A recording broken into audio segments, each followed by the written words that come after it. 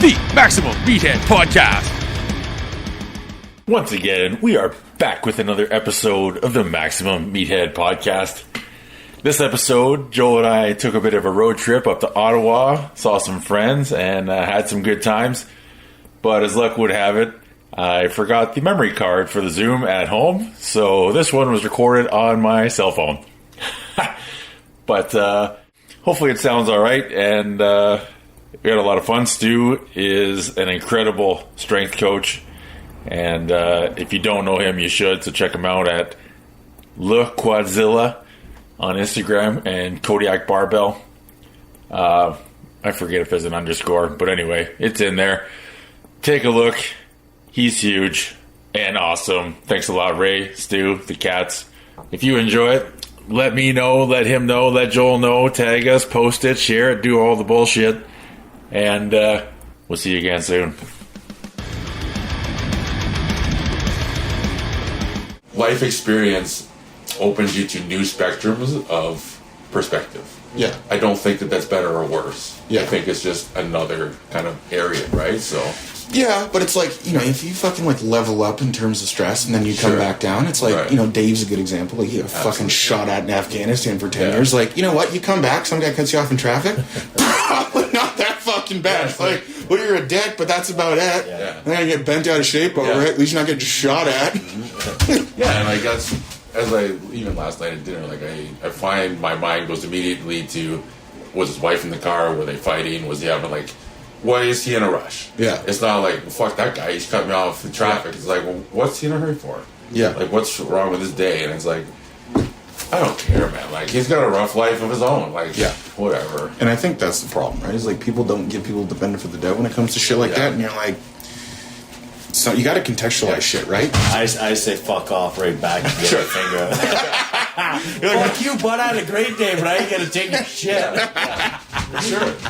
It's just, I don't know. And I've had this conversation a lot lately, too, is people talking about weather, talking about politics, talking about all this race stuff or whatever. Mm-hmm. I find that, this is my opinion, but like most people who have the energy to focus on that are focusing their energy on those external factors so that they don't end up focusing energy on themselves because they don't want to think about what's going on in their lives or in their own mind. Yeah. So if you have real shit going on in your mind and in your life that's impactful, like real impactful life and death shit, you don't fucking care about politics. You just don't. No. So the fact that everyone is complaining about this stuff, that it does affect everyone, I know that, whatever, but like, it doesn't affect you waking up tomorrow morning. So you have the capacity to think about it, and therefore are doing that, so you don't have to reflect internally. Mm-hmm. You know, because that's hard. Like, you don't want to realize, oh fuck, that one thing 10 years ago really fucked me up. Mm-hmm. What am I going to do about that? Yeah. Fuck politics. Yeah, you know, exactly. it's like distraction. You get out of my mind. It's like, go ahead, but like, it's a luxury and a privilege to be able to complain Stress about shit like that. about all the rest of shit in the world. So like, when I find myself getting stressed about like whatever, I'm like, okay, what am I distracting my mind from? Because as you know, I've got some shit distracting myself right now. But like, it's like, all right, I don't really care about any of that shit. No, it's external bullshit. Just occupy thoughts. If we have 100 thoughts in a day and I can fill 80 of them with bullshit, that means I only got 20 left. I'm good. But if I fill 10 with bullshit, I'm like, fuck, I got 90 things. They're fucking stressed about it. I got a lot of time to think about my own problems, man. Like, fuck. Oof. So anyway, that's just my whole... Yeah. That's the world today. People don't want to think about themselves. They think about everybody else. And they end up being selfish in doing so. And I think the big thing with this whole, like, coronavirus and then leading into what's happening now is, like, what did they do? They took away everyone's ability to work. Yeah. And they gave them just enough money so that they wouldn't starve, but not enough money so that they're comfortable. Yeah. And they sat them in their fucking houses for 3 months. And just had them think. And it's like, what in the fuck did you expect to happen? How did you think this was going to end up roses? Really? Idle hands are the devil, man. Well, then you realize, oh shit, I got 100 thoughts to fill right now, and I don't want any of them to be about me. Yeah. I'm going to put it all out. All out in the world. Yeah. So anyway, it's just, I was lucky enough that throughout all this shit, nothing really changed for me. So it's just like... You're still working, eh? Yeah, I was still working both jobs, and things were pretty much business as usual. I like to hide out by myself anyways at my place, so not having company for a while. I don't give a fuck. I don't give a shit, right? Gym's closed. I like climbing trees and shit in summer anyway, so it's all good. But it's funny to see the world as it is now. I'm like, holy fuck, man! There's a lot of things going on. There's a lot of people, a lot of time on their hands. Yeah. That's how I see it, right? I agree 100% with you. Yeah, and it's just it's so fucking weird, man. Like being in Ottawa and then coming over to Quebec. Yeah. Just like we couldn't even go to the fucking beach in Ottawa. Yeah. And then you cross the bridge, and literally, like, you can see the one beach from the other beach. Yeah. It's beautiful. You can see the one beach from the fucking other beach, and one beach is business as usual. Everyone's living their fucking life. Yeah. And the other side, people are fucking terrifying. Just playing acoustic, smoke a weed. Yeah, exactly. Picking up that girl. Yeah, Freedom Land. That's what we're in right now. I was so fired up when that guy did that. I was like, good for you, dude. Yeah, man. You're living life. Yeah. But that's like, it's Quebexico. Well, it's crazy. We went through a whole, like, we seen all sorts of different extremes. I started my Canada Day weekend in Grand Bend. There's probably 15,000 people on the beach. Just mayhem. Nobody gives a shit about anything. People are sharing drinks, sharing joints. You go in the stores, you're shoulder to shoulder. Nobody gave a shit, right? Yeah. And then we took off, and London's kind of like semi-cautious. Some places give you a mask, some places don't care, but most places are still closed. You go to Toronto, it's hardcore. Yeah. Like, you can't get in anywhere unless you have your own custom mask and all that shit. Yeah. And then we kept going. Ottawa was kind of like, I found that middle ground. Yeah. And then Quebec is like Freedom Land again. Yeah. So we went from freedom, not so strict, super strict, not so strict, back to freedom. Yeah. All in an 8-hour drive. It's just like... because the Big Apple was open. Yeah. Less busy. They had some distance, whatever. But, like, they're walking... Like, people everywhere. Right? Just at a picnic table out there, stretching and shit. And a fucking... And like I said, at the beach, right? And I was like, dude, you have fucking more cases here than anywhere else in Canada. And everyone's chill. And we're the one that's open. Yeah. It's fucking business as usual. Ray's back at work. Like, they have masks and shit. But other than that, like... Yeah. Life goes on. Yeah. Well, I went to the breakfast place to pick up my breakfast. There's people eating inside at Cora's. Yeah. In Quebec here. I was like, wow, this is sick. I haven't seen this in like months. How fucked is it that I said this earlier, we were pulling up to Freshie. Yeah. Like, it's such a fucked up thought in the middle of the day on a Sunday afternoon to wonder, is this place going to be open for business? Mm-hmm. Like, I have no idea. We walk up, says closed on the door. Yeah, the door's closed open. Across. Yeah, the closed sign. Yeah. Like, then we looked in, there's people in there, so, like, open. Yeah, door's open. But it's just so weird. Will you take my money? Yeah. Are we able to get food made by you to eat in the parking lot? I don't know. I don't fucking get it. But anyway. It's been a nice change, though, from dealing with all that shit to coming down and visiting you, Stu, and just... back to the lifting grind, you know what I mean? Just getting back in that mindset and forgetting about all the other bullshit. Other than the times when we tried to go to the beach and we're not allowed, I totally forgot about it on this trip, you know what I mean? I fucking hate it. It's great just to think about lifting again, like, let's get amped up, let's go lift, that was a great lift, alright, let's go recover now, eat, exactly. Sunshine now. Yeah. Hell yeah, love it. Well, and the thing is, like, I was super fucking lucky with when this whole thing happened, because I never lost gym access. Nice. Yeah. Like, there's a private strongman club, it's not even a gym, like 10 minutes from here. And then we were there, and then they finally, due to outside pressure, got shut down. We were in our buddy's garage. We were there for a while, and then we transitioned back to another gym, and I was just like, and all these people are like so stressed and so freaked out, and it's because they don't have that outlet of physical activity. Oh, for sure. Yeah, man. And it's just like, even in England, right? Like, I think they opened either yesterday or tomorrow or something, but like, they said that it was okay for pubs to open in England. Yeah, regular business. Regular business, but gyms weren't open. I'm like, how in the fuck does that make any sense? Like, there's like, I'm sure thousands of people across the country of England who the only way that they can stop themselves from killing other people is going and lifting weights because they're just so angry. And they're like, you know what? We're not going to let these people have this like therapeutic thing. We're just go get bombed. Let's get them drunk. Well, you look at the scene, how it was. It was like a recipe for disaster. I drive downtown, like back home. McDonald's is booming. LCBO is booming. Like, those are the two hot spots in town. Oh, yeah. Gym's closed. Gymnastics closed. Yeah, all the beach exercise. closed. Like, beach playgrounds closed. Yeah. Yeah, it's crazy, and it's summertime. And everyone's But hey, you get your booze at Mickey D's. Don't worry about that. Yeah. And weed, but hey, I'm not gonna knock that one. I think.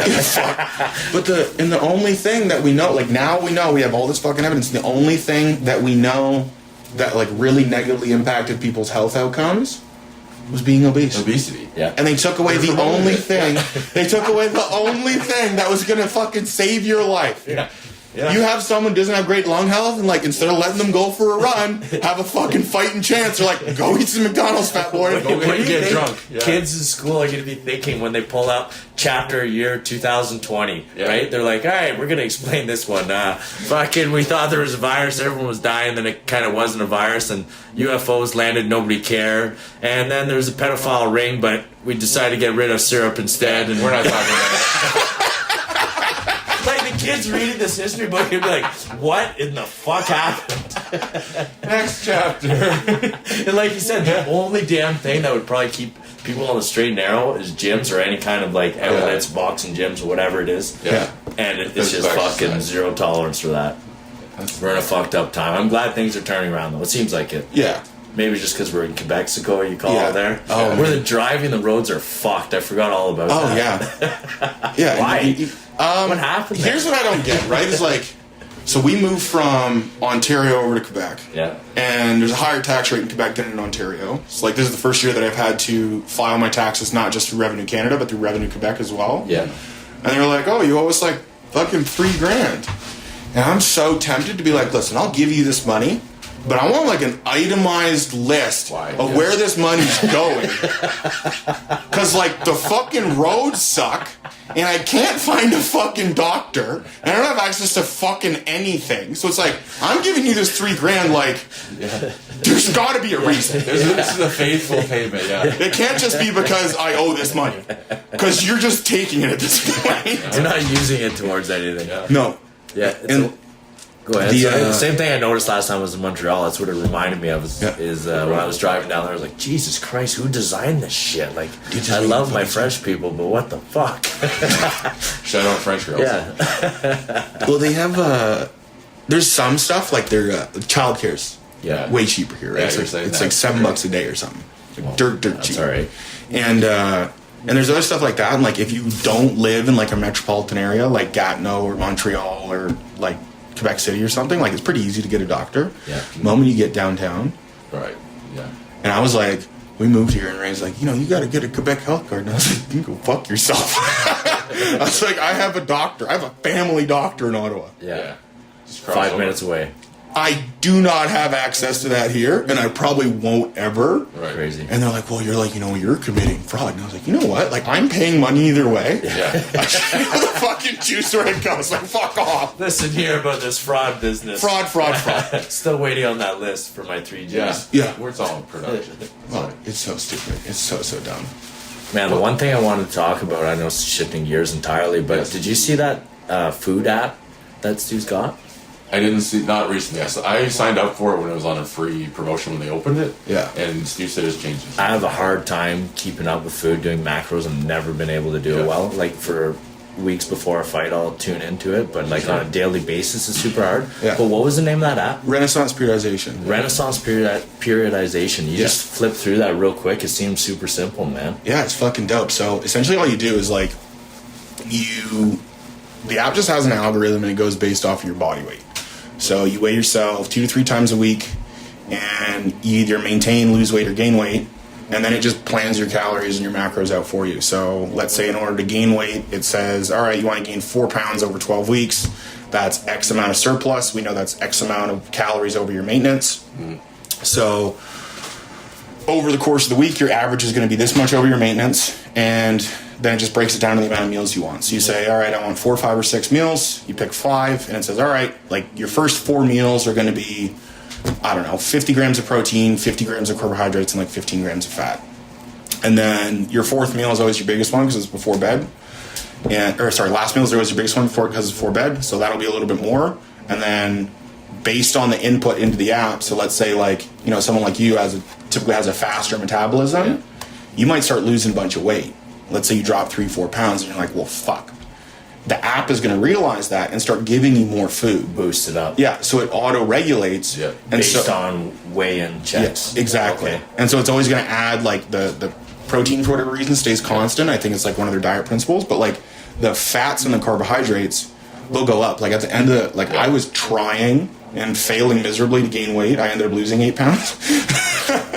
It was like at the end, it was like I was at like 270 grams of protein, like 130 grams of fat, and like 550 grams of carbs. Did you feel like you weren't eating enough, or were you just my body weight was just like slowly going down, and I was like recovered and I felt good and I like looked pretty good, but I was like, this is kind of fucked up. Like this doesn't make any fucking sense. But the big thing with any kind of diet stuff like that is like you got to figure out what's going to make you as consistent as humanly possible. Yeah, right. And it doesn't really matter if you have to pay a little bit of extra money for an app or whatever, because that consistency is what's going to make that long-term progress and ensure that like you're going to have that adherence. Right. And it's only like 13. I think it's 10 US, right? So it's like $13-14 a month. Yeah, like, I use some discount. You're not sponsored by it or anything, right? So this is just you like using this app. Yeah. I like that you just you're on meal 6. You just flip through it real quick with me. He's like, all right, let's say I wanted some beef. Clicks the beef, fills up what he had left, figures it out. Then it's like, all right, I want another food, and then it'll give him a list of food that he's allowed to eat for that meal. So it all matches up. Yeah, it's pretty sweet. Yeah, and it's I think Yeah. Well, and that's a big thing, right? It's like, and that's the same thing with like any kind of like nutrition coaching or anything like that. Like it's not like I'm sure like myself and at your point, like you at this point, and I'm sure like you know what to do to eat healthy. Yeah. But like all like an app like this does or a coach does is like it gives you accountability and it gives you consistency. Yeah. So you're like, for you, like you have no issues dialing in before a fight. Yeah. Because you have a goal. Yeah. But outside of that, you're like, well, I don't really give a fuck. shit. Exactly. Yeah. Exactly. Yeah, and for you, like now you realize like with your diet's fucking dialed in, like It's okay. you feel better. Exactly. You look better. Yeah. You recover better, and you don't have any issues. So like, I don't know. It's there's a book that I read, and one of the quotes is like, "Great change comes." What was it? Yeah, great change comes when like small choices are made with great conviction. Sure. So it's like a bunch of little stuff done over a long period of time is going to give you way more benefit than you ever thought possible. For sure. 100%. And that's what I realized with this fucking thing. I was like, holy fuck. And the biggest thing, not the biggest thing, when the app was released, I didn't like it as much. Again, it was still in like It wasn't intuitive, right? It wasn't that yeah. good.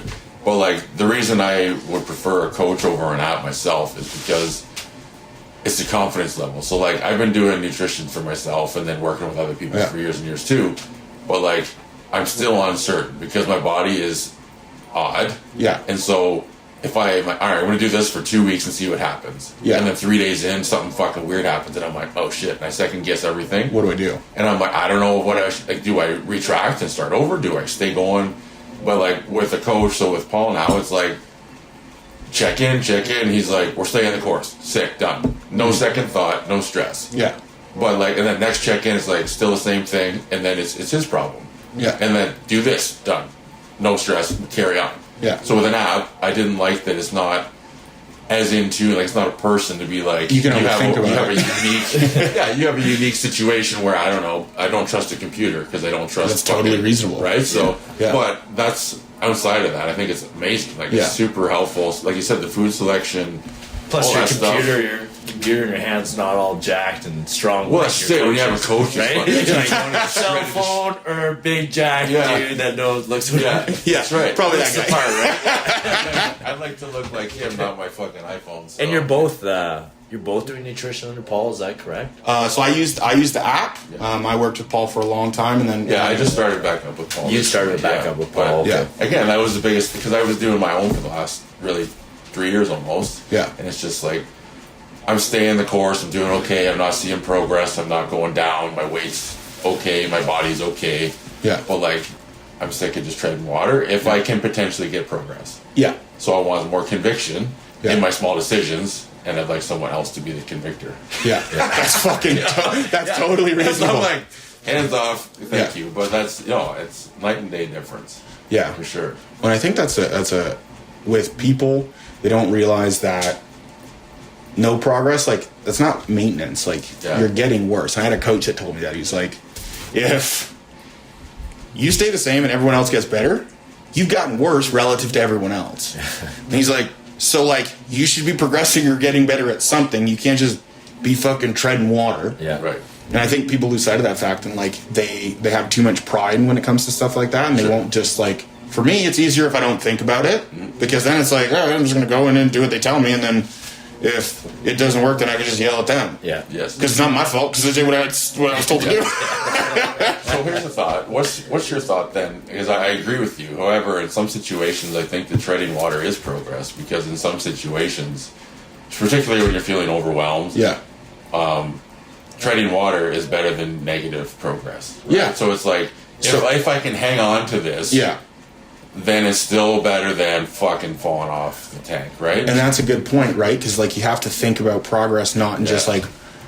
Right. You have to think about progress holistically, not just in one aspect, right? That's find a lot of... So I guess there's a question to you is, do you have any troubles with that? Like, do you struggle with... Because you were very much like a hands-on, let's-go type person, and then realizing sometimes treading water, in a sense, holistically, is okay, and it's still, like, you're still hanging on and doing well. Yeah. Oh, 100%, dude. Like, so for instance, when it came to, so like May 2018, my back exploded. May 2019, my left quad tore. And then September 2019, my right quad tore. Yeah.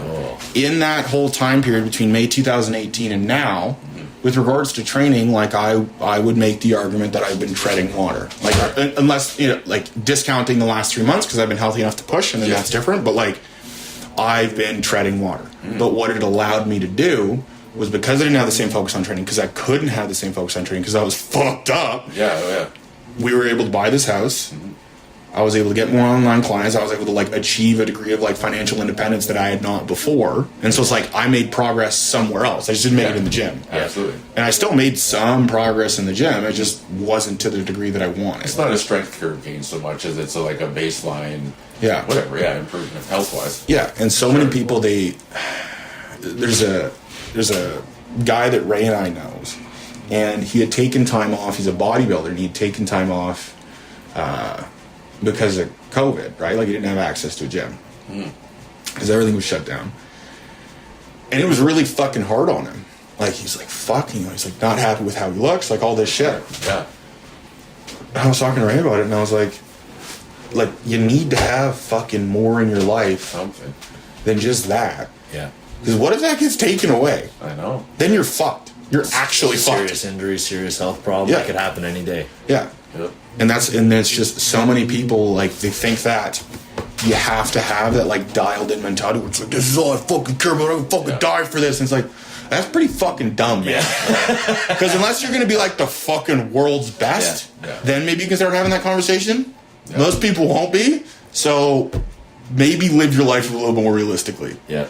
Now, when your back exploded or your quads, did you have trouble stepping back to realize that there's other areas to focus on? Because that's something I find quite common is people, like, they're very hyper-focused on your goals. This is my passion. This is what I love to do. And then, oh, fuck, I can't do that. It's like this sense of helplessness and you're useless and all these other things. And you have this bad self-talk. Yeah. It's like, hang on. There's like a whole bunch of other shit going on in your life that you can still do, which you found. But did you find initially is like, it was hard to get perspective on that, or it is for sure, and you definitely have like that oh my fucking god moment where you're like, can I even do this? Like, so my back was fucked, and like I didn't really think anything of it. I just, like, for a while I thought it just like kind of hurt, and then I realized that, like, I couldn't squat and deadlift without being in pain, and then they were like, yeah, your back's actually really fucked up. And then you decided to compete.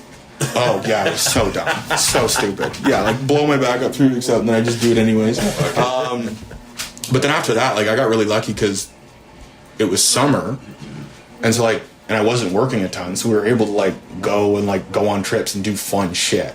And so I didn't really have to think about it. Right. And then, like, in September, I got super fucking busy at work, and so then I couldn't really think about it because I was working a ton. And then, like, for me, the big one was that, like, last May when my quad tore, is I was like, oh fuck, like, this is a good one, right? Like, this is a really good one. Mm-hmm.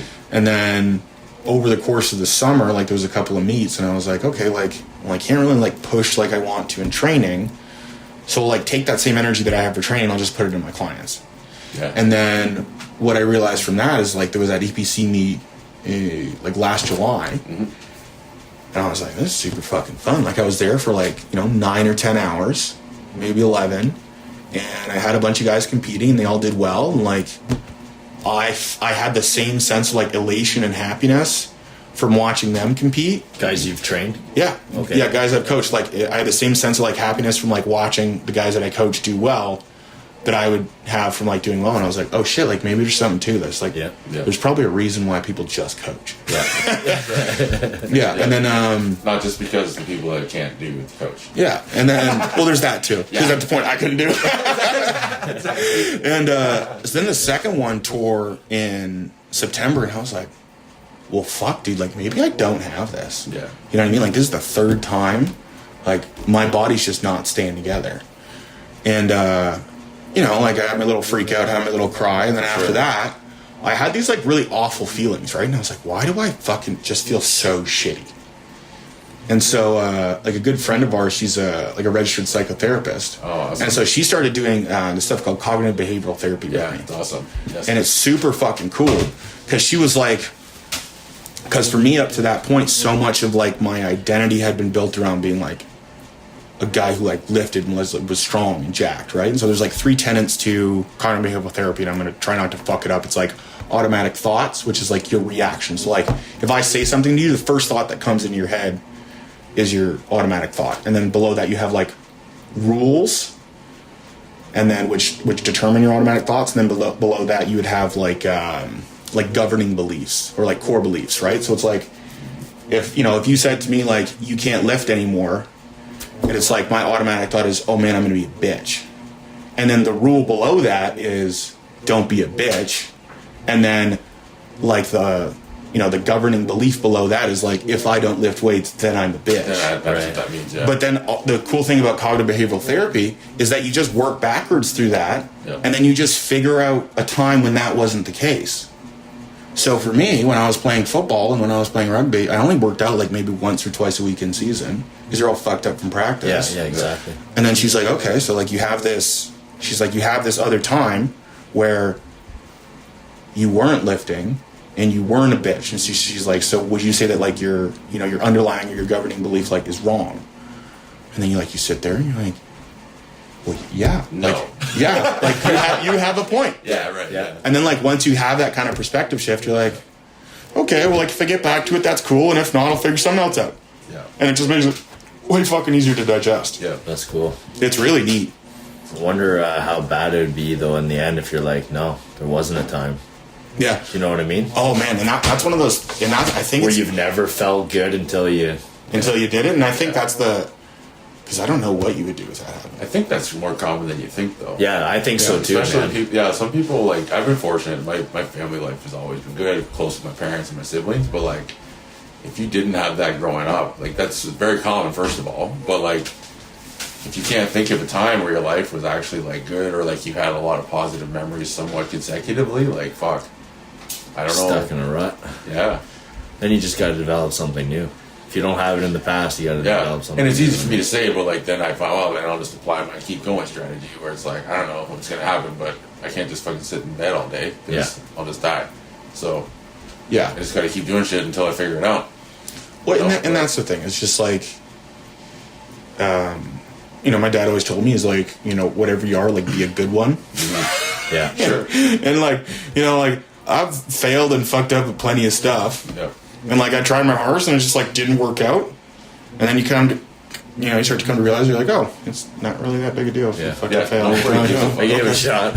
Okay, well, it just wasn't that good. Like, I think it doesn't matter when you truly give it a shot. You know what I mean? If you half-ass something and then it doesn't go well, then you always have those doubts. You know what I mean? But if you put yourself vulnerable to trying something and you give it an honest go, and then it fails, and you're like, well, guess she's not meant to be. I did everything I could in my power, right? I think sometimes it's a timeline associated too, because it's like some things you can take the time to improve upon and then try again and have a better, like, even statistical chance of doing it. It could be an exam, it could be whatever, like job application, all that shit. But like, I think a lot of times it's hard to think that I can improve myself from today and try again in whatever aspect that is, in many cases, right? So instead of accepting this as a failure and being like, well, fuck, I guess I can never do that, you're like, well, actually, let's branch this down a bit. Where did I fall short? Can I improve any of these? Can I improve any of that? When can I try again? Or do I even want to fucking try again? Like, you know? Yeah.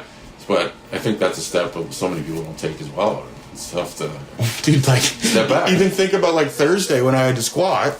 Right. Both times that I'd torn my quads, I was wearing knee wraps.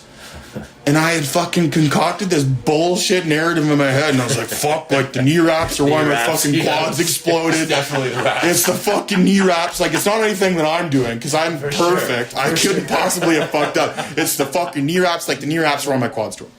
And then, like, Paul tells me on Saturday, he's like, listen, you know, you got this AMRAP at 640 in wraps on Thursday.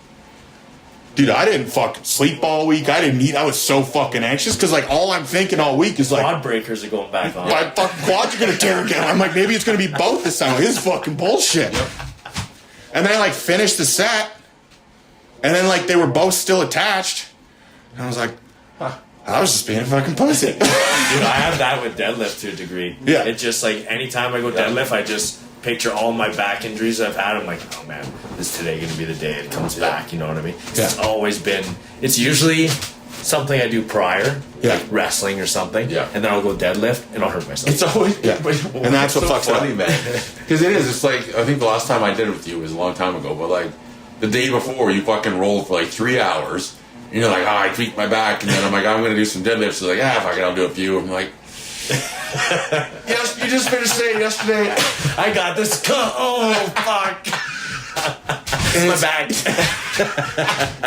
Yeah. And it's just like, well, was it like the rolling for 3 hours, or was it the deadlifts? And you're like, well, I mean, I guess. But it's fucked up my confidence now in my deadlifts. Now every time I need to rebuild my deadlift, because I could tell every time I line up to the bar now, I don't have, like, I was watching you guys today set up. Yeah. You go in, you got your routine, you grab the bar, and I could just tell you're like, I got this shit. I'm gonna slam it out for a whole bunch. Then I'm gonna call it a set. You know what I mean? Like, I can see the confidence exude in you. Yeah. Whereas when I go up to the bar, I'm like, I start sweating. I'm looking down like, oh fuck. I'm thinking of my inversion table. I have to get on after. Be like, oh fuck, this is not good. Yeah. I gotta rebuild that sucker.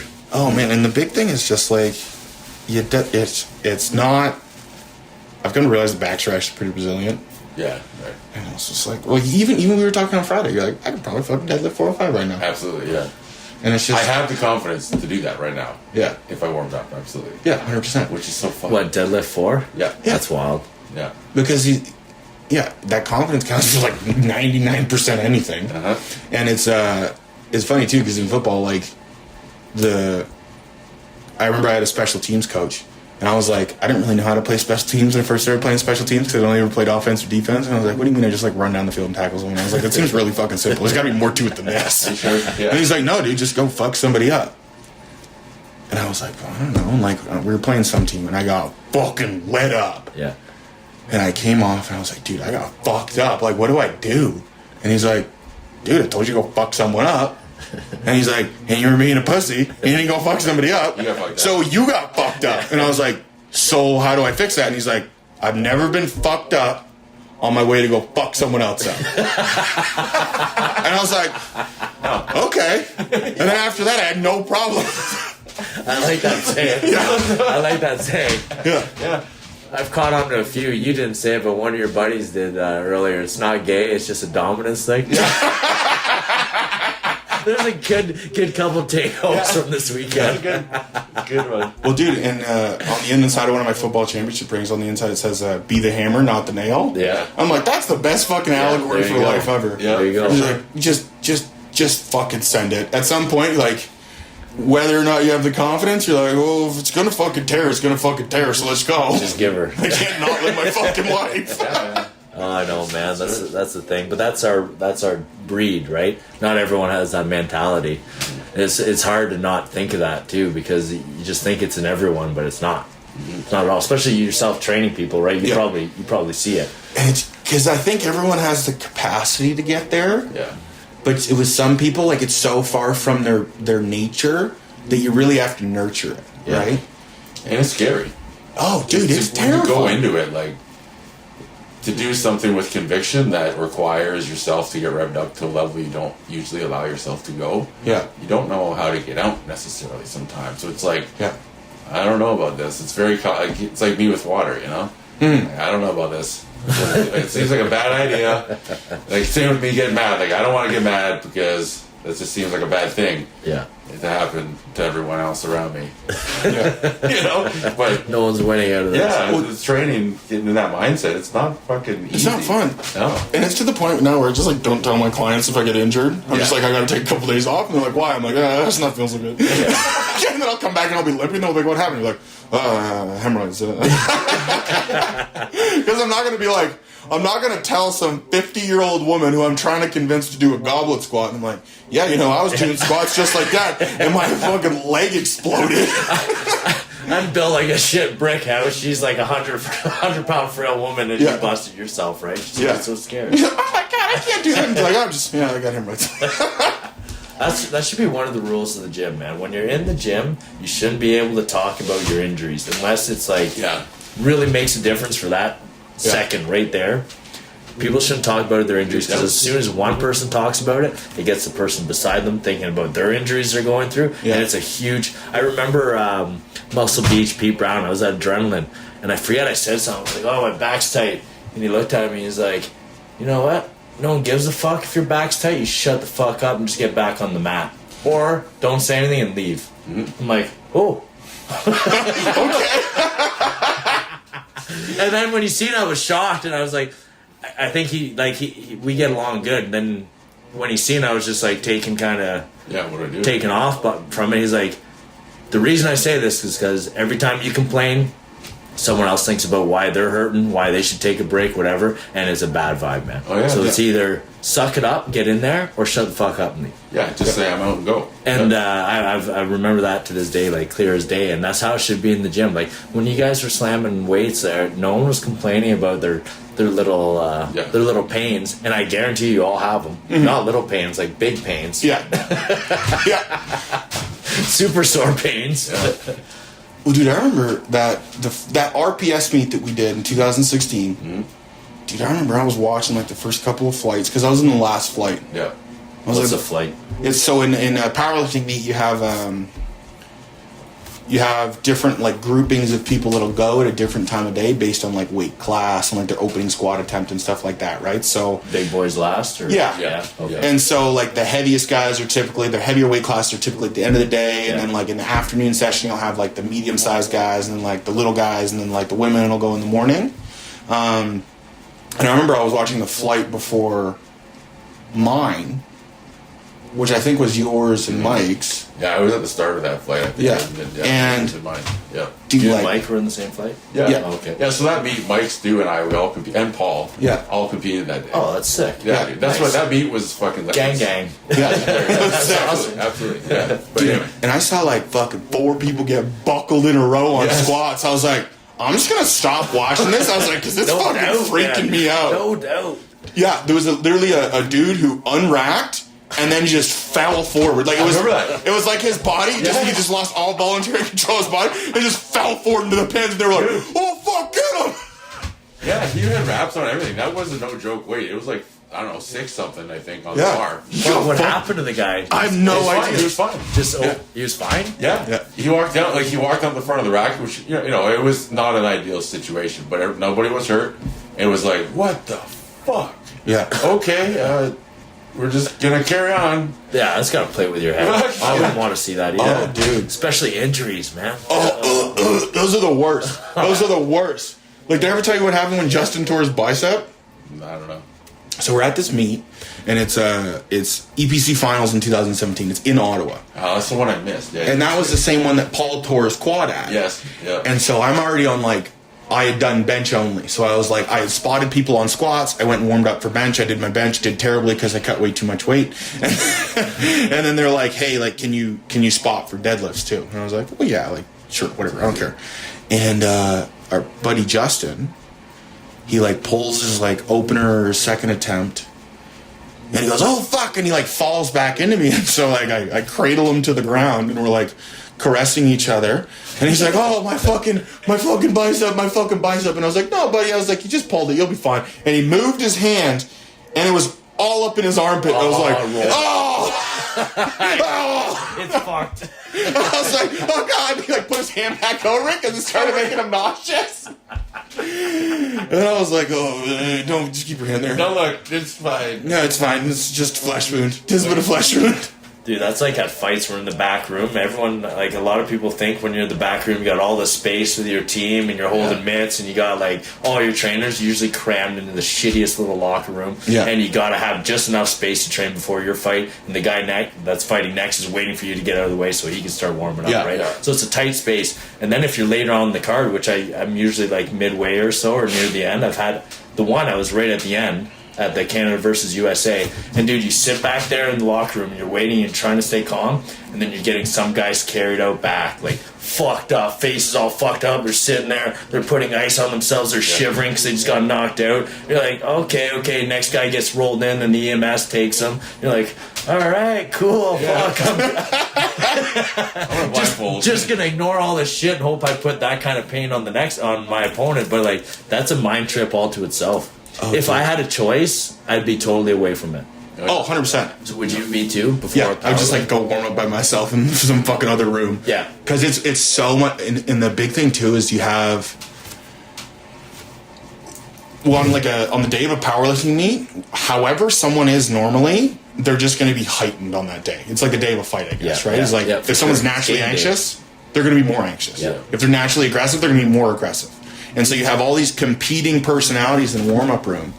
And, like, I cannot, like, 90% of, I don't typically tell people to fuck off because I think it's rude, which it is. And probably 90% of the times I've told someone, like, fuck off or, like, get the fuck out of here has been in a warm-up room. Yeah. Like, whether I'm with clients or by myself. Because they start bringing in bad energy and you're just like, shut the fuck up. Yeah, exactly. Go be shitty over there. Like, I don't want any.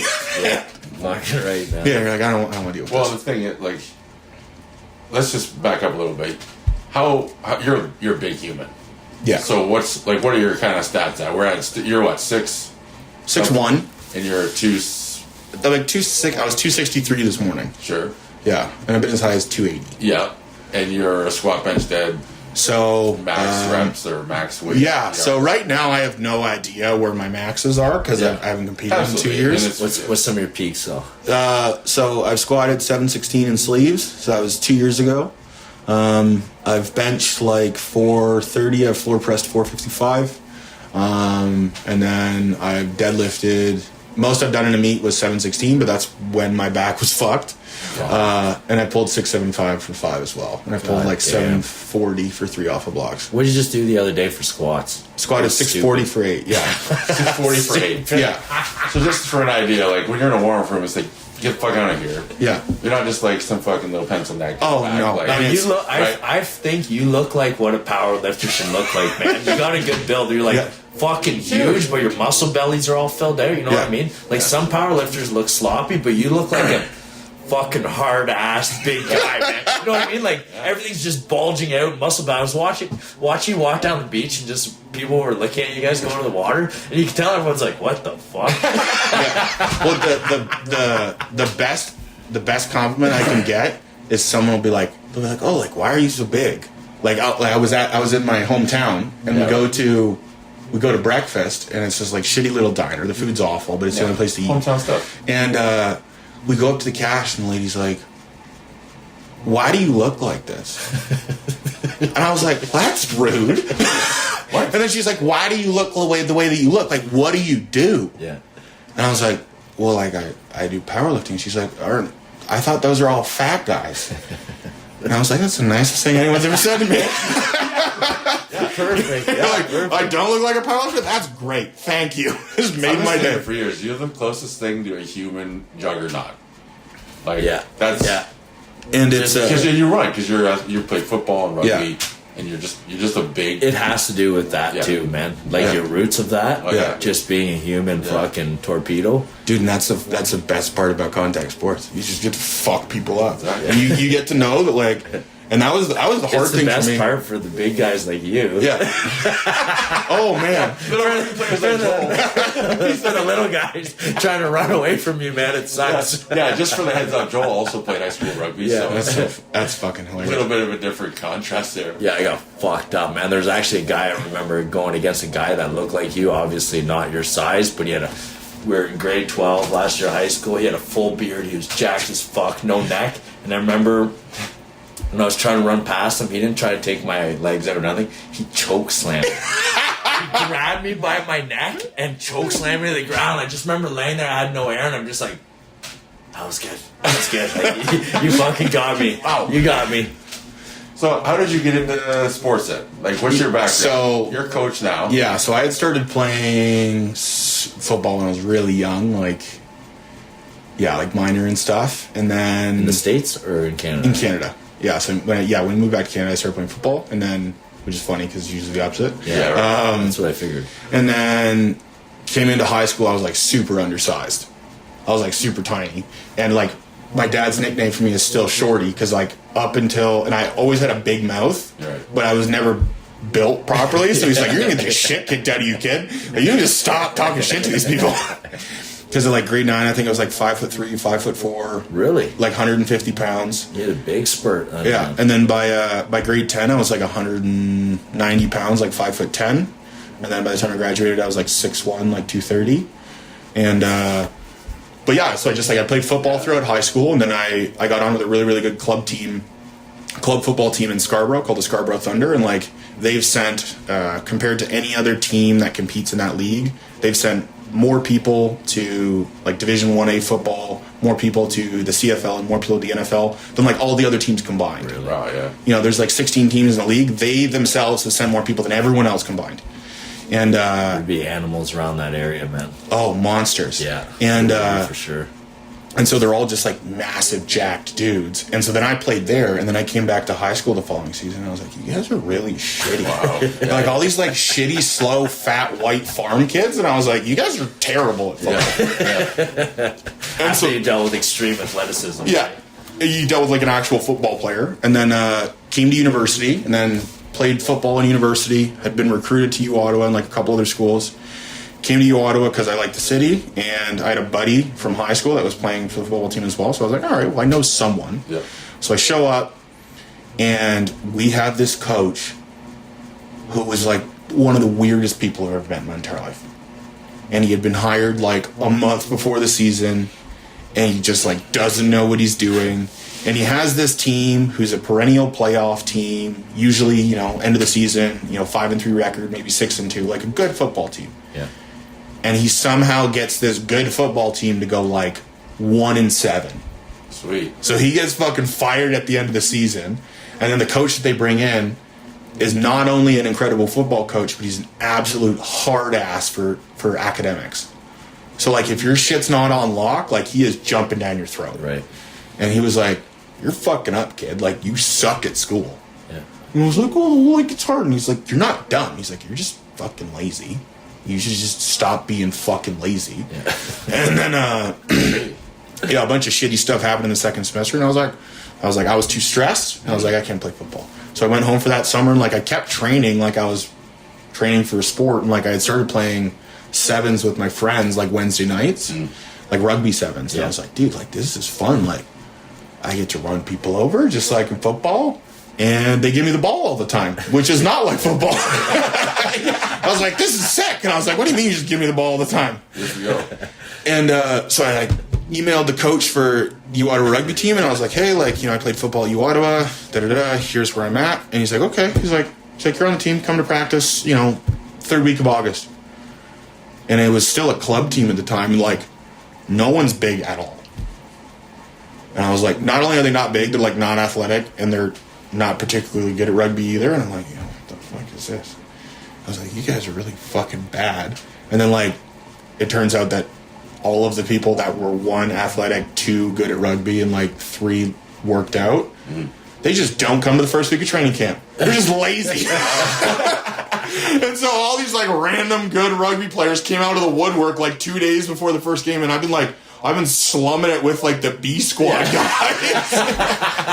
I'm like, this is so weird. Yeah. And so like I'm playing this game with like all these people who I've never met in my entire life until 2 days prior, and I'd had like a week and a half of practice with the B squad, and I was like, what the fuck is going on here? And so I played 2 years of rugby at university, and then end of the second year, I had still been training like hard. And the defensive coordinator for the football team, he would work out in the school gym. He would always like sit up in the rack next to me, and we would just like shoot the shit. And he was a little bit nuts, but I really liked him, so I was like, he's nuts in a good way. And then I was doing a workout, and I was squatting, and he was like, can you just come back and play football, please? And I was like, why? And he's like, we don't have any guys that are strong or aggressive playing defensive line. He's like, can you just come back and play football? I was like, okay. Are you going to give me money? He's like, well, if your grades are good enough. I was like, well, my grades are good enough now. He's like, okay, let's do it. I was like, that's sick. And so I went back to football. And then I got a bunch of concussions in a super short period of time. Like I got like 4 and 5 months. Mm-hmm. And then I was like, oh, this isn't worth it. Like, feel kind of shitty all the time, and all I'm doing is sleeping. Yeah. And so I recovered from that. I did rehab, and then I just got into powerlifting because like all throughout football and in rugby, like in my head, like if you're just stronger than everyone else, like the sport's the easy part. So if you're just physically better than everyone else, then you just win. Yeah.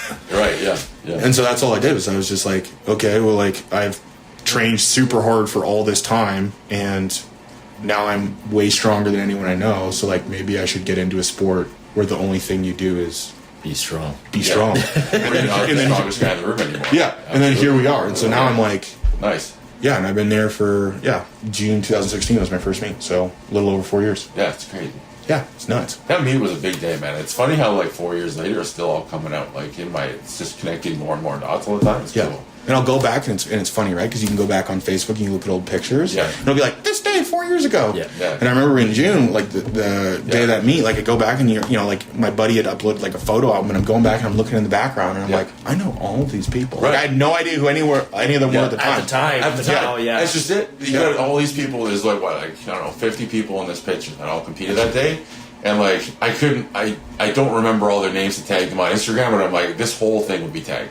Yeah. It's like, how is that possible? So that's just from being more involved in the powerlifting world, just like a small community like anything else. Yeah, that's super cool, man. Yeah. So that was like a pivotal meet then, big time. Yeah. It was for me, but it was the first, 100%. my last. But like, it was your first? Yeah. Yeah. But just everybody there, like I said it before, like it feels so weird for me to be on the flight list. Like I remember they released it on like a week earlier or whatever, and I was like, my name is on that list with all these fucking people, all these monsters. These guys, like they're top in Canada. Yeah, it was literally like the who's who Canadian powerlifting. Just came to one meet. Oh yeah, I'm gonna be in not only in like the same day, but like in the same flight as some of these people. And then also Paul was my coach at the time, and he was like obviously the next flight. But I'm like, this is just insane that I participated in this thing with all these fucking people. That's awesome. So Paul was your coach then as well? Yeah. Oh, okay. Yeah. You knew Paul for a long time. Yeah, it's been 5-6 years, something like that. Maybe, yeah. It was nuts, man. But this is really great, Yeah, in that one meet, it was like Jay was there. Yeah. Cade Weber was there. I don't know how you say his name. Cade Weber, I don't know. Whatever. And this dude was like, if he had decided to continue, probably would have been like one of the best of all time, like top 5 all time. Absolutely. Like just a freak. And then he's on Ottawa too. Yeah, Paul was there. Brady was there. Competing. Brady had like a 550-pound bench at 275. Is that the bacon barbells? That's Jordan. Oh, that's Jordan. Okay. Yeah. Brady was he's kind of participated with them back in the day, though. Yeah. Yeah. And he was just like freakishly strong dude, just like came out of the woodwork. There's a couple other people. Yeah. Like Brass was there. Like all these people who were like now Brass like competed. That's right. Yeah. He's out now because he's not competing. Yeah, and like whatever. all these people were like really big powerlifters. Like I remember seeing like the first meet I was ever at. Like the first meet you're ever at is usually like a bumblefuck meet in like a gymnasium, right? Yeah. And like the first meet I was ever at, I saw someone come within 20 pounds of breaking the all-time Canadian record at 275. Yeah. Crazy. First meet ever. And he was just like, he looked like he had just like rolled out of bed, came downstairs, and decided that he was going to like try to break the Canadian record. And he was this fucking close. Yep. No doubt. Oh, and even Scott, what's his name, McDermott, right? Yeah. He competed in bench only that day. Scott's been around powerlifting Canada for, I don't know, Forever. 20, 30 years, so I don't know. Yeah. Huge. Who's the top dog right now? Powerlifter in Canada. Like, you know how like Thor's the big boy Yeah. breaking records. Who would be the Canadian version of like the?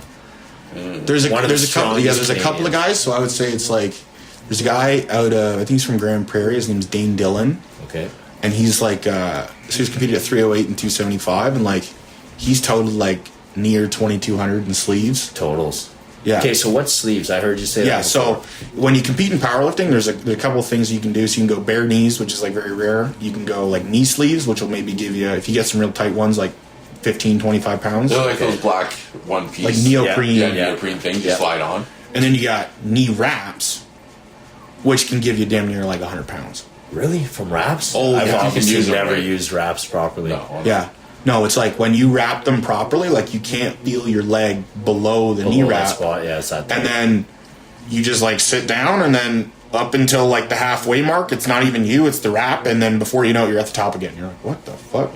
You gotta stay balanced. Yeah. It's just like, don't die. crazy. Okay, Go- so then there's wraps, and then there's the next level, the bodysuit, I'm guessing. Oh yeah, Multi-ply and yeah, which is single like ply, single ply. So it goes in terms of like the layers of material. So single ply would be one layer of material. Yeah. And then those guys are getting on the order of like 70 to 100 pounds out of a bench shirt. Maybe like if you're really good, 150, 200. Same thing with like the squat suit. Typically around 100 pounds. If you're really good, maybe 150, insane, 200. man. It's a lot of weight. And then multiply guys are like, that's a fucking It's a whole nother world. Yeah. A whole nother world. There's guys who'll get 400 pounds out of a shirt. It's fucking insane, man. Yeah. Yeah. Like, so are these records, you can't wear these suits or what? So there's with all the records, there's different different classes, Okay, right? so it's just divided in whatever was used. Like Yeah. you said you did your squat in sleeves. Yeah. So what would happen? What was your number? 716. So let's say you did a double ply suit. Your Yeah. number would go up from that?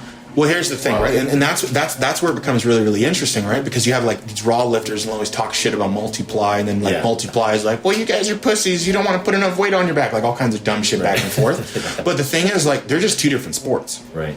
right? It's like raw powerlifting is a completely different sport. And it's like to figure out how to do a raw squat, bench press, and deadlift, like, yeah, there's some nuance. Yeah, it's going to take some time to learn it. But beyond that, it's not that fucking complicated. Like, I am not a savant by any means, and I'm very good at teaching people how to squat, bench press, and deadlift. Yeah. When it comes to multiply, squat, bench press, and deadlift, I don't have a fucking snowball's chance in hell. I couldn't tell you a single fucking cue. Because I don't know. It's a different sport. For the technique. Oh, yeah. everything. I don't know. It's totally different. Keep your head up. Don't look at your dick. Like, I don't know. Don't let it fall on your face, man. That's it. Yeah. I don't know. Crazy. weird. Yeah, I've Yeah. never experienced that. Yeah. Like, what would Dash do? Were you at the gym when he was slapping Yeah. his on? It was like Yeah. a two-person thing. Yeah. Is that a single ply or is that a multiply?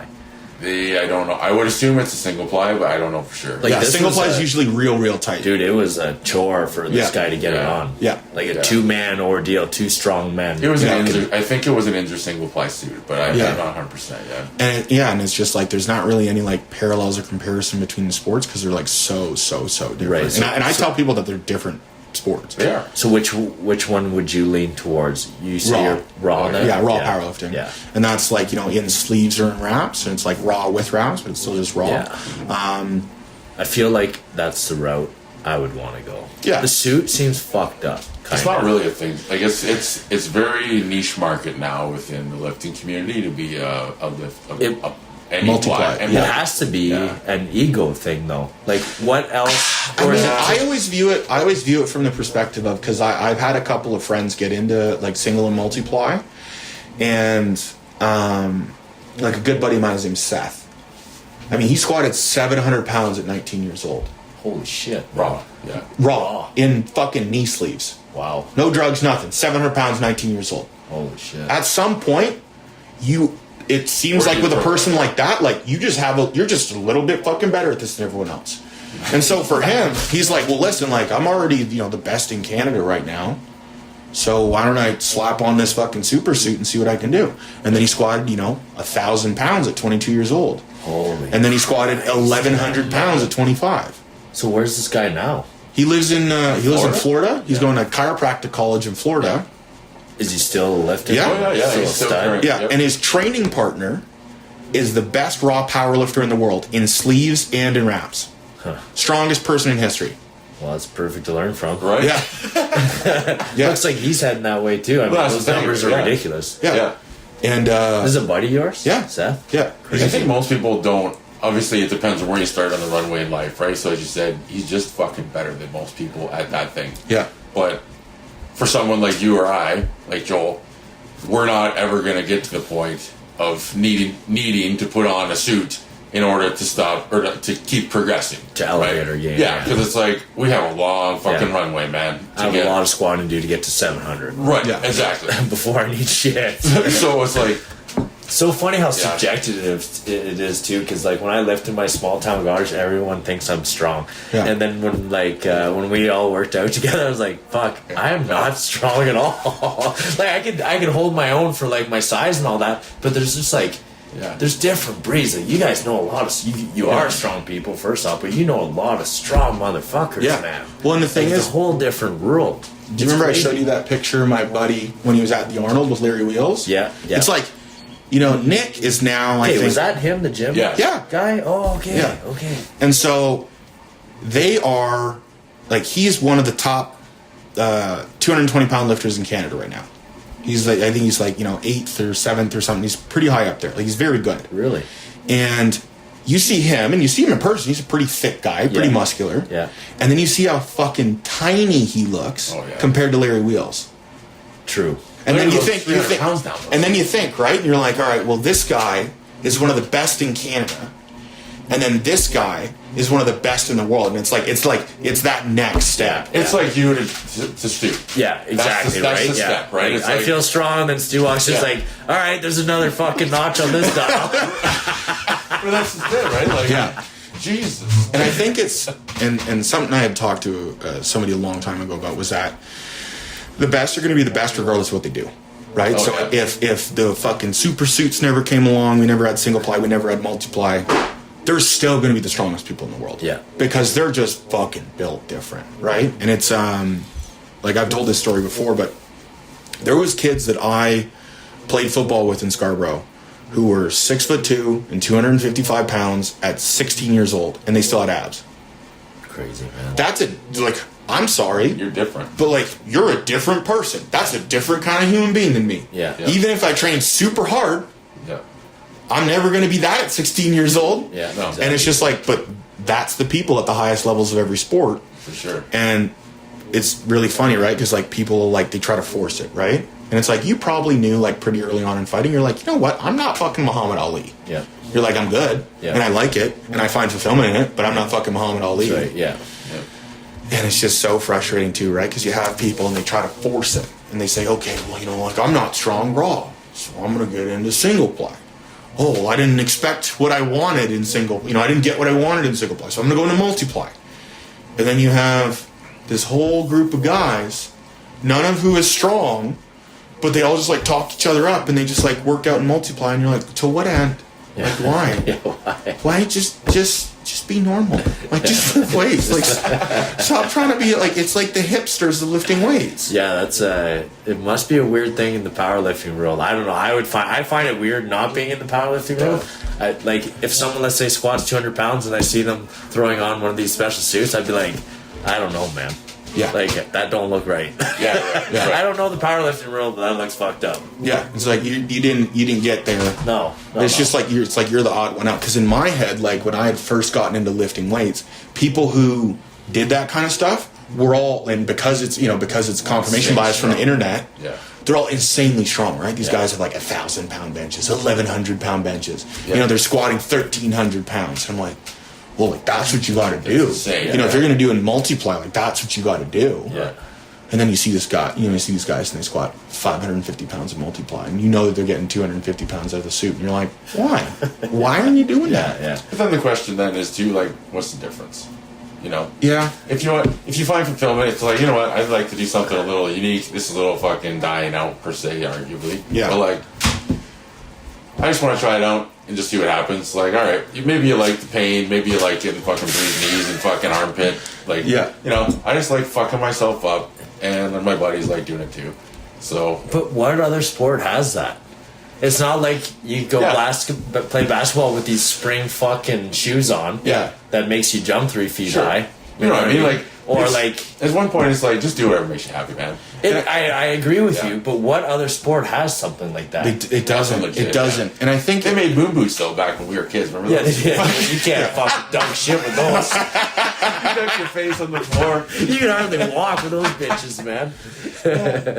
And you have all these guys, and they get into it really early, and then you ask yourself, it's like, well, like, you know, maybe you're doing it because you like it, and you're doing it because whatever, but it's just like, I don't know about you guys, but like, I kind of want to, like, if I'm going to do something, like, I'm going to try to be good at it. Right. And then I just, like, I think about it from the regard of, like, maybe it's because I'm very self-critical. Yes. But personally, like, I would be ashamed if I was in that position. Right. Yeah. And so when they're not, I'm like, maybe you're just far more self-confident than me. Right. Maybe we're just different humans. Yeah. It's like maybe they just maybe they have self-confidence that I don't, and that's probably it. Maybe that's They don't give a fuck. They're like, I like doing this, and I don't care that I'm not good. I wear the suit all the time. It's like we're from the house For dinner. We're in a speedo to the beach, right? It's hot here, but you go to Europe, it's all good. It's like maybe you're just a speedo guy in Ontario, man. Yeah. So, on that note, because it just reminded me, like, so I was in St. Martin with my family. Yeah. And on the Dutch side, there's like top optional beaches. And I was just like, the first time I ever saw it, I was just like so alarmed. Yeah. Because it was not anyone that you would want to see topless. Right.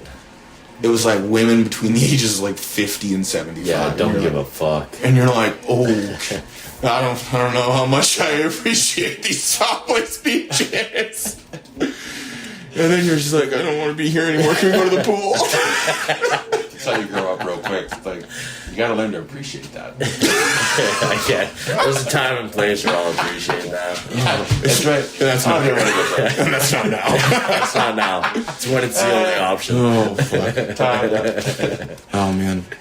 So anyway, you got the strength, and now you're a coach. Yeah. You're doing coaching and lifting, and you're a personal trainer. Yeah. So I've been training people at the Good Life Rito Center since September 2017.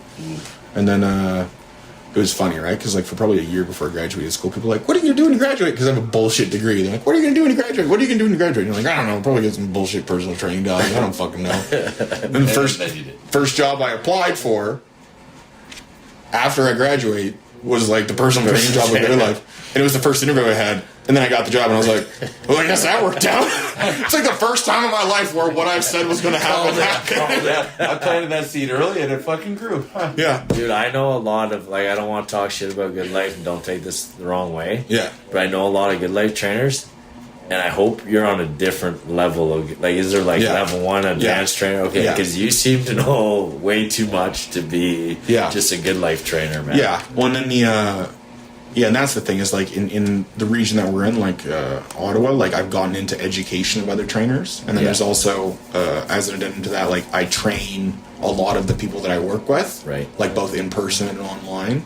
Yeah. So like a lot of the other trainers that I work with, like I do all of their programming, and they come to me and they ask me questions because I know more, and then my manager knows that, and so we raise the standard within our club, and if we raise the standard within our club, we hopefully raise the standard within the company.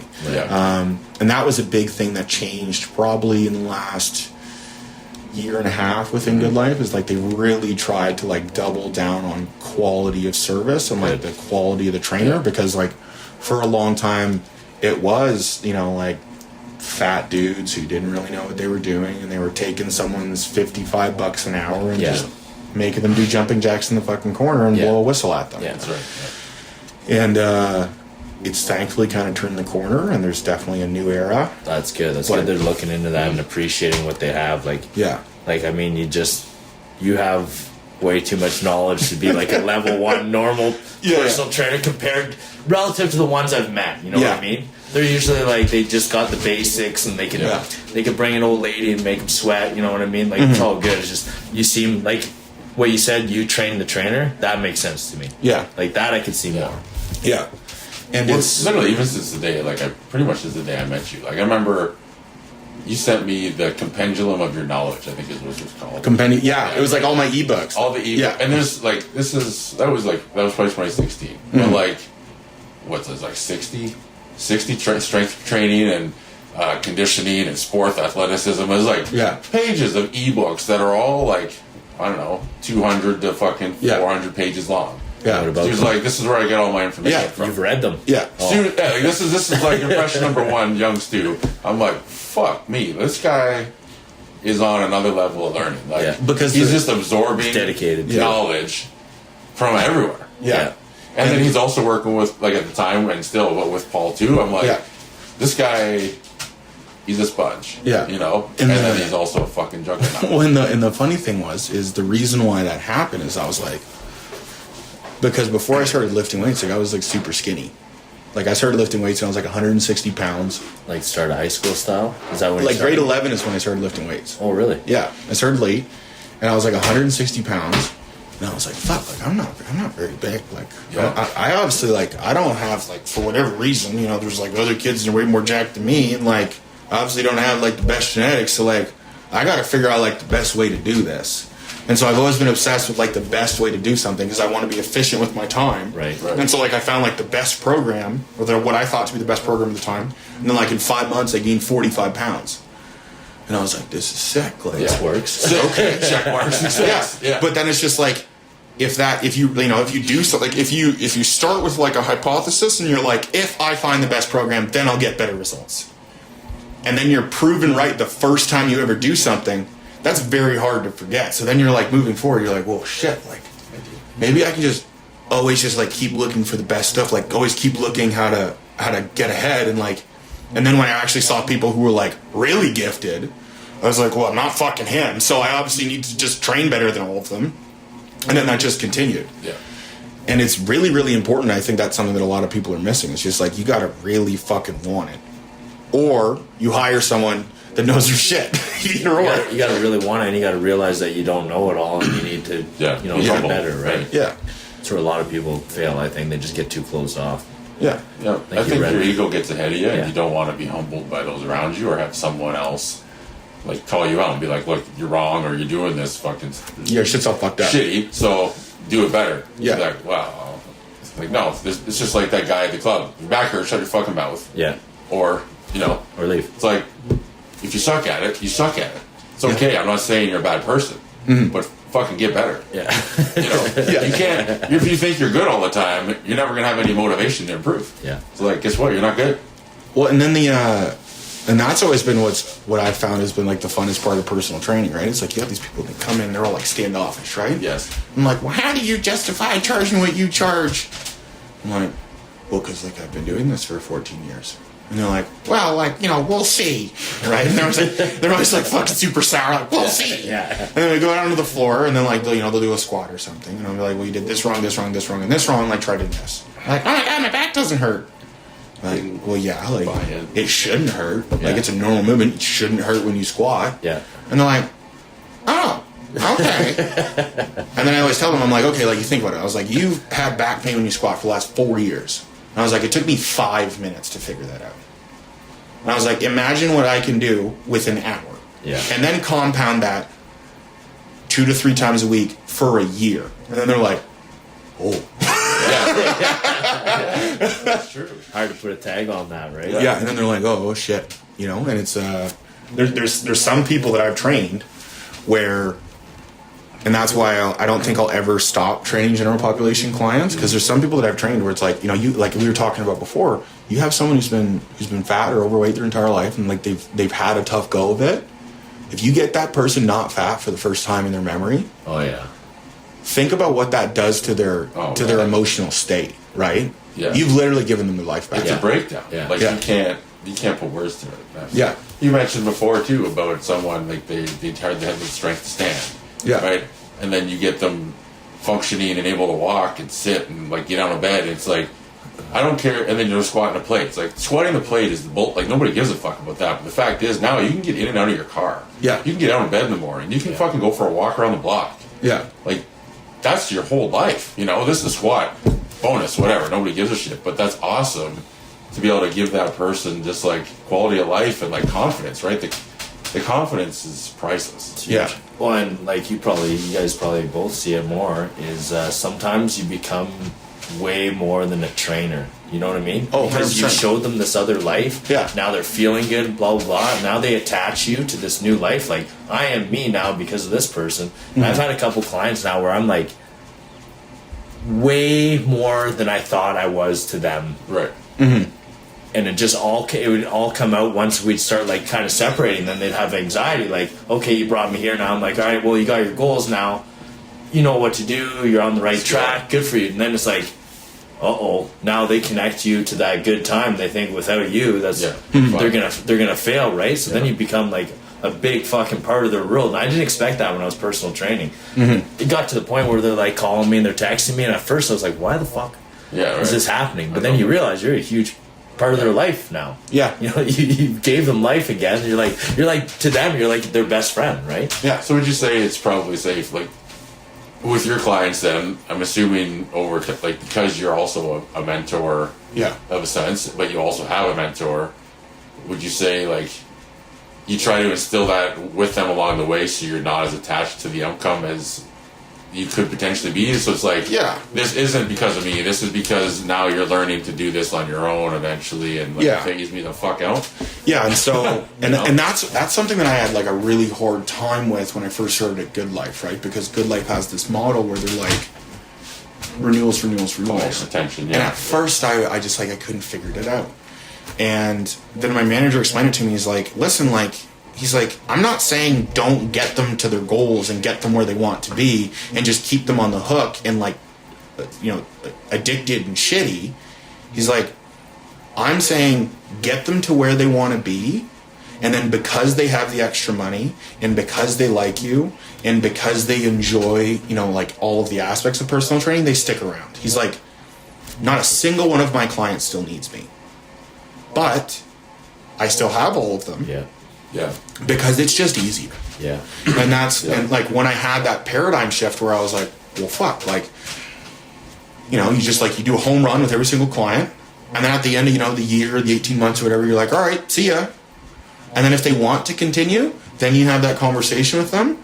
And then that's like a bond for life. Like one of my clients, Eileen, like I've been with her for, it will have been 2 years in April. And like, she's awesome. Like she's coming to my wedding. Oh, really? Yeah. That's a long time to have a client, man. Yeah. And it's like she's coming to my wedding. Like I made sure that like she competed at finals. Right. Yep. And like, she was anxious because it was like her first meet out of Ottawa.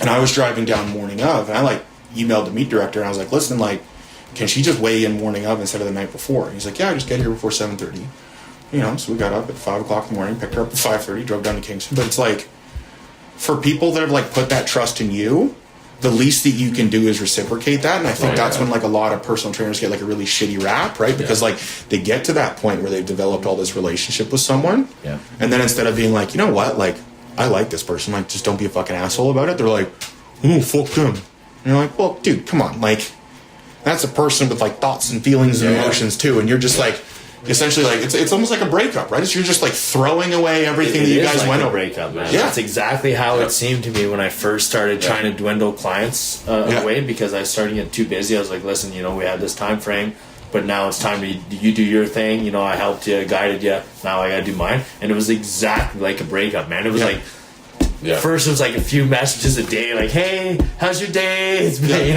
like next day, hey, I haven't talked to you in a bit, blah, blah, blah. And I didn't realize that. And it's good to hear your perspective, like how important it is to them. And it is important just to keep them going, right? What I thought is like, I kind of felt like I was fucking them. Right. You know what I mean? Like, you're still paying me the same amount you were paying me at the beginning. Yeah. And now you're kind of cruising. You know what I mean? Yeah. You're like, not doing anything. A lot of the work has been done, and now you're kind of cruising. Yeah. Just because that's the plan they wanted. That's how it was set up. So I was like, kind of felt like, you go have your freedom now. Come on, go. Yeah. Like, go free, bird. They want to stay with you. Yeah. Well, and the thing that I found was super, super helpful for me is you're like, all right, like, we gotta think about this as like a mission, and we have an objective, and we get to that objective and we accomplish that. What's next? It's not oh my God, I'm at my goal body. It's like, no, motherfucker, like, you built this body. What are you going to do with it? Yeah, what do you want to do? Are you going to run a 5K? Are you going to do like a CrossFit competition? Yeah. Are you going to pick up like a barbell sport, like Olympic lifting or powerlifting? Like, we got to figure something out. Yeah. Like, you're not just going to be a bystander in this. Like, you started to realize, like, through working with a personal trainer, you have like some aptitude with this. Yeah. Like, fucking use it. Yeah. And it's like having people like realize that, they're like, oh yeah, this is sick, right? So, for someone like, if you have like a general population client, they come to you and like, they just wanted to lose weight, and you're like, all right, man, like, we have like a sick aerobic base, and you're like, you're in pretty good shape now. Like, you ever thought about any kind of like grappling or wrestling? And they're like, well, I don't know. It's like, well, do you want to try it? Well, yeah, sure. Yeah. Right? And it's like, and then sometimes like, there's plenty of shit that I've fallen into in my adult life where like the only reason I ever did it was because someone suggested it. Right. For sure. And it's like, these people don't know. Like, it's, they're kind of like, they're tourists in physical fitness. Like, and then, you end up getting people who are like, end up being freakishly good. You're like, Yeah. oh shit, we wouldn't be here. Yeah. You get someone who squats 400 pounds their first day, you're like, Jesus Christ. One of my top female members at the boxing gym, we started as personal training, just hitting weight. She wanted to lose weight, just got over a divorce and stuff. Just wanted to get trimmed up. And then one day I'm like, hey, for a warm-up, let's hit some mitts. Okay, sure. She starts hitting the mitts, and I could just see it in her eyes. Like, she lit up. Yeah. Well, that transferred to, we stopped personal training, but now she's like, if I need to show an example to the class, now she got in shape. And like you said, now that she's in shape, now her boxing's her new thing. So now she's like, she's all into the boxing. She's a great example to everyone. Such a nice treat to have, too, especially since he like molded her off the get-go. Yeah. And now she's kind of, she's doing what I want her to do, diverting to something else on her own. Yeah. So it's sweet. Still involved, because obviously I teach the class, but... But then that's also like the best feeling in the world too, where it's like you've gotten someone to the goals and they've accomplished what they want to accomplish and you help them get there. And then like when they move on and it's not like a weird breakup, you know what I mean? Like you see them in the gym and they're like, hey, how are you? And you stop and you talk to them for 15 minutes. Yeah. And then like they retained everything that you taught them about like exercise, nutrition and all that kind of stuff. And like they didn't gain any weight back. They're still coming in 3 to 4 times a week. They're still in shape. Yeah. And it's just like, to me, that's just as good. Yeah, I'm like, this is 100%. 100%. Yeah. And it's just like, and I feel like a lot of people, they don't have the conviction when it comes to training people, right? Like, because you think about it, and they're like, well, personal training, like I could just be a personal trainer because then I make like $50 to $100 an hour, and then like I just don't have to work that much, and I just tell people lift some weights and pound some sets and some reps. And you're like, no, asshole, like you're demeaning this profession. Like there's a lot more to this, and like you can legitimately change a person's entire life if you do it properly. Sure, man. Well, and that's as you said before, that culture is changing. Like, because there was a point not so long ago where that's exactly what was happening. Like, people were getting in, and that's all that they got. It's like, you're gonna do 3/4 or 1/4 push-ups, and then you're gonna do air squats that go 6 inches from the fucking top. Yeah. And then you're gonna run on the treadmill for 20 minutes, and there's your workout. Mm-hmm. It's like you're doing nothing. Yeah. But that's a personal trainer, right? So now, and that's something that obviously Prescript is a big part of that too in your life, but in Canada in general now. But that's like the huge shift of education and just access to good knowledge. Yeah. And like good teachers. That's part of the problem, right? Yeah. All this information on the internet, so many people are fucking idiots. Yeah, you don't know who to listen to, right? Right. So you get a beacon who has a good voice and good solid information that in the critical thinking side of it, right? It's like, this is not do the set this way. This is how you how to tell your client to do something properly for themselves. Mm-hmm. And that's like, it's invaluable, right? Yeah. So it's good to see that's where everything's kind of shifting to in the next, now, but it's for the better, 2 to 5 years for sure, right? Yeah. So, well, and it's so weird to me too, because Ray works at Nautilus in Aylmer, right? Nautilus Plus in Aylmer. Okay. In order to be a trainer at Nautilus Plus in Aylmer, you need to either be in the process of getting your degree in kinesiology or have a degree in kinesiology or a related field. Like there's no ifs, ands, or buts about it, right? They're like, you have to have a degree in training people because we don't do things half measure. Yep. And for them, they have a much easier time convincing people to spend the money. For sure. Because they're like, listen, dude, like, I'm a registered kinesiologist. Like, I'm an allied health professional. Yeah. This is my career. Like, I have a 4-year degree in this. And they're like, oh, yeah, okay. It's kind of like going to a dietitian or a physio. Yeah. Like, okay. Yeah, that's right. We're going to... Not the pros, yeah. Yeah, and it's until, there's enough of a shift in education that... that's the prerequisite for being a personal trainer. Like, I think there's always going to be that stigma, which is tough. But I think with Prescript and, like, everything that's going on with, like, online fitness education, like, educating trainers, especially what's happening now in Good Life, like, the tide's turning the corner. It's good. It's good for guys like I you. think it's right? mostly just good life coming up because they are the biggest player in Canada. You know what I mean? Well, they're the 6th largest fitness company in the world. Exactly. Yeah. Who's the largest? Any idea? Oh fuck, I don't know. Probably something crazy. Like Who? Probably something you wouldn't even think about. You know what I mean? Like an apparel company or something, like Adidas. Like, I you know, guarantee we don't have them here. yeah, Yeah, whatever it is. It's not here. yeah. It's got to be something crazy. Yeah. So we didn't do speed round. No, Speed round. Let's do speed round. You want to do a speed round? Let's do speed round. I don't have any. We'll go back and forth with some questions. All right. Okay. Where are you going right now with your training first before we do the speed run? Are you trying to get more online, or are you trying to get more in person, or whatever comes? I'm like chock full in person now. Yep. We had some people leave, due to the coronavirus, and so I'm chock full in person now. I'm accepting a couple more online clients. Yep. It's filling up very Busy quick. man. Like, yeah, you were here. Yeah, I had 4 yesterday, so I'm at the point now where I'm like having to start to turn people away or send them to other people. So Yeah. So if you want in, you got to get in now. if they come and they make a convincing case, then maybe we can work. Get your request We and have a man in high demand. Yeah. Yeah. It's weird. It's very weird. Right. Not expecting that. All right, let's speed bag you a bit. We'll just throw some simple questions. All right. Are you ready? Yeah. Okay. Favorite exercise? Squat. Least, or what's your most hated machine in the gym? The bad girl machine, because girls lean forward and then they stick their butt out and they think they're twerking Dubai. Yeah. Bad girl. Yeah. Yeah. Where's Jimmy been to? It was the Good Life at 137 College. It was just on the second floor. Toronto? Yeah, my brother used to work there. Man, I've been there. It's disgusting. I've been there. It's awful. I think I've been there. It was by graces. Wasn't it terrible? It was the sweat house. Oh, it's disgusting. Yeah. It's awful. And then like the showers are all dingy and shit. Yeah, that's the worst. That's the worst gym I've ever been to. Really? Yeah. Ass or titties? But Nice. yeah, You gotta do it. Booze or dope? dope for sure. Don't drink. Don't Yeah. drink at all. Eh? No drinking. I don't know. If you could fucking sing in one metal band, who would it be? Pantera. Nice. Yeah, because Yeah. Pantera's sick. Who the fuck wouldn't want to be Yeah, in Pantera? I If you could lift with anyone, who would it be? Probably Andrei Milanichev, because he's just like super crazy in Russian. Oh, yeah, I don't know. He's Yeah, just a Yeah, crazy. the have to Google this translator guy. with it all the time. Oh, yeah. He doesn't speak English. And he also has really bad Tourette's. So he's just Russian ridiculous. gets it out Just there. screams shit in Russian. You don't know what he's saying. Top song to get amped up for the gym. Right now, it's probably the new Bring Me the Horizon. Oh, yeah. Really, yeah. Yeah. Just catchy What as is it? fuck. It's called Parasite Eve. I don't know. It's super catchy. Parasite Eve? Yeah. Heavy? Not really. Not really, but it's like it's got a really play good. it after. It's a really good beat. Yeah. Yeah, just gets me amped. This is the one I remembered from a year ago. When's the last time you cried?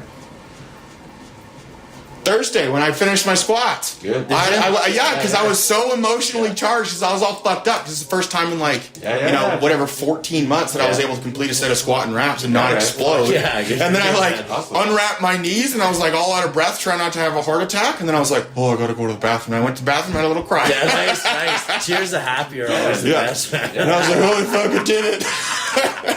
Yeah. That's sick, man. Yeah. What'd you eat last night? What the fuck did I? Oh, we all ate the same shit. We had ribeye, Did we eat the same shit? We had dinner together. Yeah, we all know this time Like is end of fine. December last night. Ah, fuck. That's All a right. classic too. We haven't done that one in a while. What did we eat? We ate red pie. We ate potato And potato corn. with Piece of corn. Greek yogurt on there. That was the first time I ever had that instead of sour cream. And it just tastes like sour there's cream. Yeah. there's a nice little hack for you people out there. Fit hack. Yeah, fit hack and corn. It was Yeah. just so good. Yep, so good. I Butter. just found it interesting too. Would you say in the course of your life you've had? What would be the one most pivotal moment or event that's set you to where you are today? Piece of advice or event? Oh, yeah, that's an easy one. So having to stop playing football. Yeah. So, I played football for up to that point for 2015, probably 10 years. Right. 10 or 11 years. And you define your identity. Because that was the first time where I had to redefine myself as an adult. Right. Right? So it's up until that point, everyone knew me as a football player. And it's hey, guess what, bud? Your fucking brains are soup. You can't play football anymore. Figure some shit out. And it's to go from being the big man on campus to not being able to go to classes, like having to drop out of school for a semester, like having to like go to rehab for concussions, like all this ridiculous shit. And then it's like, okay, well, like, can't do that anymore. So like, what do I do? And then you have to have like a really deep conversation with yourself about like, what makes you you? Yeah. Yeah. And then you come to realize that like, it has nothing to do with what you do as a person, and it has a lot to do with like how you make people feel and how you treat people and how you act. For sure. And so I would say that's the biggest one for me, is like not being able to do what I had envisioned for like 10 years and then having like redefine myself in the absence of that. We touched on that big time. I think it was the last podcast, when you have an identity and how hard it is to stray away from that when circumstances change, right? Yeah. Like Muscle Bill. But Muscle Bill thinks Muscle Bill changes, but to me, he's Muscle Bill regardless of fucking whatever, right? Yeah. And people call me punchy, and I'm like, well, when I stop punching, what the fuck, right? Yeah. Like, I'm going to stop punching one of these days. Yeah. Like, I'm getting old. And what am I going to be then? But then I was like, whatever, fuck, who knows? Yeah. I'll deal with it then. But it's a hard thing to deal with. It just becomes another part of your persona or your identity, Yeah, and it just doesn't become a defining life, characteristic. man. It's just Yeah. what would you say? One more from me. If there's a skinny kid like myself, in high school, I was like 5 foot nothing, 100 pounds, like small guy, and I said, "Hey, man, I want to grow up and be strong." Yeah. In one sentence, what would you say to him? Every meal that you have for the next, if you're 14, every meal that you have for the next 8 years, eat until you feel sick. Find a program, run it for the next 8 years without stopping. And then if you get too fat, just don't worry about it and deal with it later. I like it. That's Just what I keep do. fucking growing and getting huge and strong. Eventually you'll diet, but that's a fucking later you problem. Right now, just get huge. Yeah, build that muscle. Build that muscle. I like it. That's great. That's good. Because that's all I fucking did, and here we are. That's right. It worked. Yeah. No, that's sweet. No, that's good. I'm glad. Hopefully the phone turns out. Sure. Yeah, I hope so. It was a great conversation. That was God, good. thank you a lot to come down, or for having us down, man. Yeah, just absolutely. seeing all your discipline too makes me like fucking critique myself. Like, man, I do not have discipline like this. These guys. You know what I mean? When I eat came so up last clean. time, I came home like, fuck, man. Yeah, like they know what they're working out at the gym. They Yeah. they just got their shit together. I'm just so fucking haywire. I don't got it all under control. But it's like going home is gonna be a takeaway for me. Like, come on, man. Get your shit together. These guys can. They got full lives. They can figure it out. And it's and a big thing too is like I was always told, without a plan, you plan to fail. Yeah. And so it's just like, it doesn't have to be we had the conversation last night. It doesn't have to be a fucking PhD dissertation on your plan. Yeah. Just like kind of an idea going in. It's like, all right, well, like I'm going to train upper body a couple times, going to train lower body a couple times, and like I'm going to make sure that I'm going to eat 4 to 5 meals a day with a relatively large serving of protein each time, and then some of them have carbohydrates and some of them don't. Yeah. Okay. Like, Go. Yeah. okay, that's See how it goes. That'll work well for like 99% of people. Yeah. For like years at a time. Yeah. And then like, oh my God, here we are. But it's just like, you just do a mediocre job every day as opposed to being like 100% 3 days out of the week, and you'll probably end up ahead of where you were anyways. Yeah. Right. Your curve goes a lot further. Yeah. Yeah. Yeah. Well, sweet. No, I appreciate you sitting down. And so your Instagrams are Kodiak Barbell. And then, it's Kodiak. I think it's Kodiak underscore barbell. Maybe, yeah. Because I don't think you can do dashes. And then the other one is Le Quadzilla. Yeah. Le Quad. En français. I like it. In français. Yeah. Sweet. Well, yeah, I don't know. We'll do the... Bye. Tony Blood.